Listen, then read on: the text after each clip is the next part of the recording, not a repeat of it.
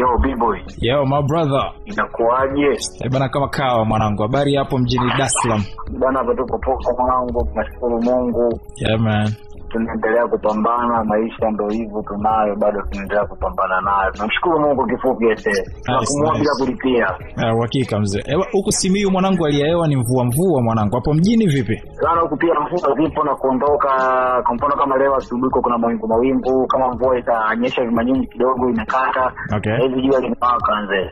Noma sana. So Tanzania imebarikiwa tuseme hivyo. Yeah sure, Tanzania imebarikiwa, sasa kwamba vipindi vingi sana, nyakati zinabadilika. Unaweza kupigia simu hata kuombea, ukakwambia mvua inamwagika, ukapiga simu hata Bukoba, ukakwambia mvua inamwagika, sehemu zingine jua linawaka. Kwa hiyo ni blessing tu kwa Mungu. For real. Bana karibu sana, tuko live kupitia the platform ya Nyanza Film Radio right now. Bana asante sana, nashukuru sana, nimekaribia, tuko hapa, tuko pamoja. You see that? Tuwakumbushe wanetu mwanangu. Mara ya mwisho tumezungumza mimi na wewe ilikuwa ni kwenye swala zima la album yako, kwa maana ya mradi wako wa 22nd, au sio? Yeah sure. So far feedback zikoje? Mambo yanaendaje kuhusiana na huo mradi wako? Bana feedback ni nzuri. Kuna vitu ambavyo nimeongeza katika career yangu, vitu ambavyo vimenipa kama faida kwangu niseme, kwa sababu nimepata pia kufahamiana na watu wengi kupitia mradi huo 22nd album ambayo ilitoka mwaka jana tarehe 22 ya mwezi wa 7. Nikafanikiwa pia kufanya collab na ya international, tena mimi ndo nimeshirikishwa na msanii mmoja kutoka Kenya anaitwa Hariem. Yeah sure. Au vitu bana. Tukafanya collab na ile beat ambayo tulitumia alinunua Marekani, na yule producer ambaye tumetumia beat yake alishinda tuzo ya Grammy mzee. Yaani kitu kikubwa sana kwangu mimi. Ni producer ambaye ni upcoming, ameshinda tuzo ya upcoming producer katika tuzo za Grammy ambazo zinafanyika mwaka huu mwezi wa pili, au vipi bwana? Okay.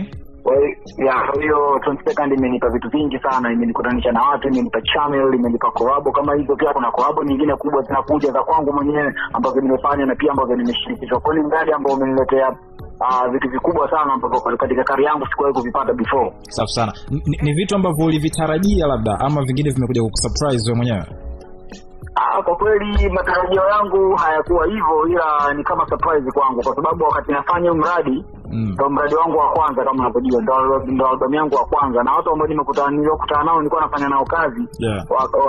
Tulipanga kwamba tufanye album ili tuingie katika soko la digital platform, kwa sababu nilikuwa sijawahi kuingia kule. Kwa hiyo ni hao ilikuwa ni mimi niingie kule kwa digital platform, niingie nikiwa na mradi mzima. Kwa hiyo baada ya kufanya mradi huu na sasa naona milango mingine imefunguka. Kwa hiyo ni kama surprise kwangu, na pia ni kama baraka kwa Mungu. Au vipi bwana? Nice one. Speaking of swala la mauzo kwa mia pia kwenye digital na vitu hizo, tumezoea nyuma kuona baadhi ya rappers hasa wa aina yenu ya muziki ambao mnafanya wakiuza hard copy lakini pia soft copy kwa namna fulani. Kuna nini umekiona kwenye soko hilo la kidigitali? Hapa kwa digitali kitu ambacho nimekiona, kwanza tunakwenda na wakati. Okay. Umeona kwa sababu mtu anaweza kuwa yupo hata Afghanistan kule. Umenielewa? Akanisearch akaniona, kwa sababu ni worldwide, akanisearch akaniona. Tofauti na ile naweza nikauza CD au nikauza flash disk ni hapa Tanzania. Au hapa Dar es Salaam na mikoa jirani. Lakini faida ya kuingia kwenye digital platform, kwanza unatanua wigo wa kazi yako, watu wengi wanakufahamu.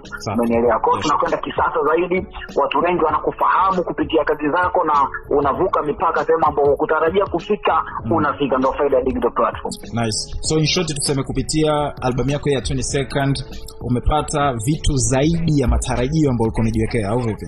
Kabisa, vitu ambavyo nimepata ni vingi zaidi ya matarajio yale ambayo nilikuwa nimejiwekea mwanangu. Na hapo inatengeneza picha gani kwenye muziki wako in general? Inatengeneza picha kubwa sana, inaonyesha kwamba bana usikate tamaa, kila ambacho ulikuwa unakiwishi au kila ambacho ulikuwa unakiota katika ndoto zako kinaweza kikafanikiwa au kinaweza kikawezekana, kwa sababu tunakuwa tukiwa tuna ndoto.